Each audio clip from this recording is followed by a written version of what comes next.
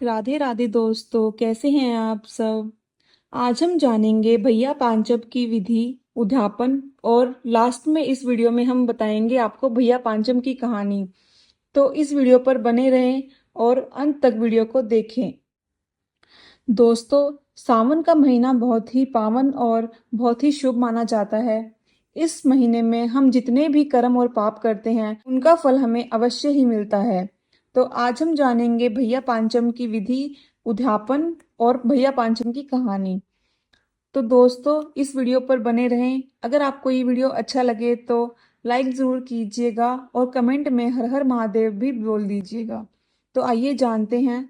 श्रावण मास के कृष्ण पक्ष की पंचमी को भैया पांचम मनाई जाती है। इस दिन प्रातःकाल सिर धोकर स्नान करते हैं और एक थाली में पहले दिन रात को भीगे हुए चने, मोठ, पैसे, हल्दी, कच्चा दूध मिलाकर पानी भरा हुआ लोटा लेकर कीकर के पेड़ पर जाते हैं और एक टहनी पर जल चढ़ाकर हल्दी से टीका करते हैं और सबके माथे पर हल्दी से टीका लगाते हैं। लोटे पर भी मोली बांध कर सतिया बनाते हैं। झाड़ी की टहनी के कांटों पर मोट चने बोते हैं। फिर अपनी साड़ी के पल्ले से अपने माथे व कीकर की टहनी को 7 बार छूकर कहते हैं, झाड़ू झड़े मेरा वीर बढ़े। इसके बाद कहानी कहते हैं। कहानी कहते कहते सुनते समय हाथ में मोट चने लेकर छीलते रहते हैं। कहानी सुनने के बाद छीले हुए मोट चने वहीं पर चढ़ा देते हैं। फिर विनायक महाराज की कहानी भी कहते हैं। कहानी कहने सुनने के बाद पानी सूरज को देते हैं और थोड़ा सा पानी बचा कर रखते हैं। घर के अंदर आने से पहले दरवाजे के दोनों कोरों पर जल डालकर हल्दी से सतिया बनाते हैं। घर आकर एक अलग लोटे में पानी लेकर मोठ, चने, फल, मिठाई, रुपए एक थाली में रखकर बायना निकालते हैं। यह बायना सास, जेठानी, ननद को पांव छूकर देते हैं। यह पूजा बिन ब्याही लड़कियां भी करती हैं और छोटी बहनों को बायना देती हैं। तो आइए जानते हैं इसकी उद्यापन की विधि। जिन लड़कियों की इसी वर्ष शादी होती है वे पहले वर्ष मायके में ही भैया पांचम मनाती हैं और चुनरी ओढ़कर बायना मिनसकर एक बड़े ढक्कन वाले भिगोने में मोट चने भीगे हुए भरकर उन पर रुपए, फल, मिठाई, साड़ी, ब्लाउज रख कर बायने के साथ ससुराल जाकर सास, ननद, जिठानी को पांव छूकर यह बायना देती हैं। दोस्तों, वीडियो पर बने रहें और अंत तक वीडियो को देखें। तो आइए जानते हैं भैया पांचम की कहानी। एक राजा था, उसके 7 बहू बेटे थे। 6 बहुओं का तो पीहर था, 7वीं का कोई पीहर नहीं था। 6 बहुएं कुएं पर पानी भरने गई तो आपस में बोली कि जल्दी जल्दी पानी भर लो, बाद में धोख मारने जाना है। कुएं पर कोई एक जनी उन 6 बहुओं से बोली कि तेरी जेठानी क्या कर रही है। तो वह 6 बहुएं बोली कि वह तो चरखा कात रही है, उसे क्या मालूम कि भैया पांचम क्या है, क्योंकि उसके भाई नहीं हैं। ये सारी बातें एक सर्प सुनकर उन 6 बहुओं के पीछे पीछे चल पड़ा। घर में आकर सर्प ने आदमी का रूप लेकर 7वीं बहू से कहा, बहन राम राम। वह कहने लगी कि मेरे तो कोई भाई नहीं था, तू भाई कहाँ से आ गया।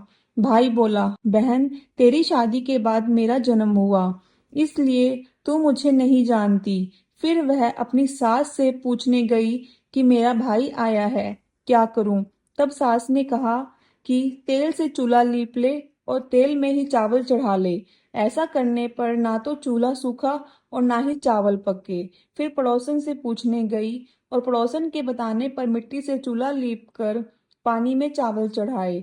दाल चावल बनाकर घी बूरा मिलाकर उसने अपने भाई को जिमाया। जीमने के बाद भाई बोला, बहन मैं तुझे घर ले जाने आया हूँ।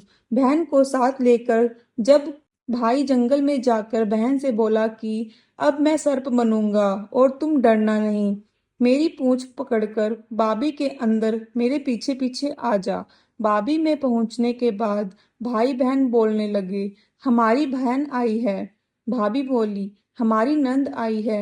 भतीजे बोले, हमारी बुआ आई है। माँ हर रोज अपने बच्चों को घंटी बजाकर बुलाती और उनके आने पर उन्हें दूध पिलाती थी और वह देखती रहती थी। एक दिन वह माँ से छोटे भाई बहन को दूध पिलाने की जिद करने लगी। ले दूध तो पिला ले, परंतु गरम दूध पर घंटी मत बजाना। उसने गलती से गरम गरम दूध पर घंटी बजा दी, जिसके पीने से किसी की जीभ, किसी की पूंछ और किसी का फन जल गया। तब सब गुस्से से बोले कि इसने हमें जलाया और अब हम इसे खाएंगे। यह सुनकर माँ बोली, इससे गलती हो गई, मैं इसकी तरफ से माफी मांगती हूँ, इसको छोड़ दो। उसकी भाभी की लड़का हुआ तो भाभी बोली, मांगो ननद, तुम्हें क्या चाहिए। नंद के मांगने पर भाभी ने अपना 9 लखा हार नंद को दे दिया और कहा कि अगर तुम यह पहनोगी तो हार ही रहेगा, यदि कोई और पहनेगा तो उसके गले में सर्प बन जाएगा। राजा का लड़का उसे लेने आया तो उसने भगवान से प्रार्थना की कि हे भगवान, उस बाम्बी की जगह महल चौबारे बना दो। जब उन्हें वहां रहते रहते 2.5 दिन हो गए तो राजा का लड़का पत्नी को लेकर जाने के लिए बोला। विदा करते समय उन्होंने उसे बहुत दास दासी, हाथी घोड़े, धन दौलत देकर विदा किया, परंतु जाते समय राजा का लड़का अपनी धोती भूल गया और रास्ते में याद आने पर लड़का पत्नी से बोला कि मैं अपनी धोती वापस लेकर आता हूँ। तब पत्नी बोली कि उन्होंने हमें इतना सब कुछ विदाई में दिया है, फिर भी अपनी पुरानी धोती लेने जाओगे तो मेरी भाभियाँ क्या कहेंगी। उसने कहा कि ऐसा नहीं होता, कि नई मिल जाने पर पुरानी छोड़ देनी चाहिए, और मैं तो अपनी पुरानी धोती जरूर ही लेकर आऊंगा। राजा के लड़के ने वहां पर जाकर देखा कि ना तो वहां पर कोई महल है, ना चौबारा, और उसकी धोती कीकर के पेड़ पर लटक रही है। यह देखकर राजा का लड़का पत्नी पर तलवार तान कर खड़ा हो गया कि या तो सब सच सच बता, नहीं तो मैं तुझे मार दूंगा। तब पत्नी ने राजा के लड़के को बताया कि कुएं पर पड़ोसन देवरानी जुठानी बोली मार रही थी कि मैं भैया पांचे क्या जानूं, क्योंकि मेरे तो पीहर ही नहीं था। यह सब सर्प देवता सुन रहा था और वही मेरा धर्म भाई बना। आपके आने की सुनकर मैंने तो भगवान से सिर्फ 2.5 दिन का पीहर मांगा था।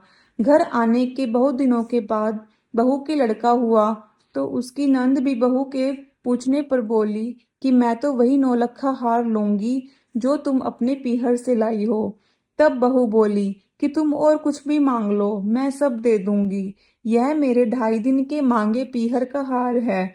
अगर मैं यह पहनूंगी तो सोने का रहेगा, कोई और पहनेगा तो सर्प बन जाएगा। तब नंद बोली कि मैं लूंगी तो यही हार, नहीं तो कुछ नहीं लूंगी। तब बहू ने हार नंद को दे दिया। जब नंद हार पहनने लगी तो वह सर्प बन गया। यह देखकर बहू बोली कि मैंने तो तुम्हें पहले ही बता दिया था कि यह मेरे 2.5 दिन के मांगे पीहर का हार है, और नंद को पूरी आप बीती बताई कि किस तरह यह हार मुझे मिला और कैसे मेरा 2.5 दिन का मांगा पीहर था। यह सब सुनकर नंद बहू से बोली कि भाभी, क्या सच में ही भैया पांचम में इतना सत्य है, विश्वास नहीं होता। तब बहू के ससुर राजा ने नगर में ढिंढोरा पिटवा दिया कि लगते श्रावण की पंचमी को सब कोई भैया पांचे मनाए। चने मोट भिगोए, कीकर के झाड़ में पिरोए और चने मोट से धोख मारकर इन्हीं का बायना मिनसे। कहते कि सुनते कि हुंकारा भरते कि फिर विनायक बाबा की कहानी कहें सुने, जैसी उनको आई सबको आए। दोस्तों, कैसा लगा आपको ये वीडियो? अगर आप विनायक जी की कथा भी सुनना चाहते हैं तो हमारे यूट्यूब चैनल पर आपको वीडियो मिल जाएगा, आप कृपया वहां जाकर देख लीजिए। राधे राधे।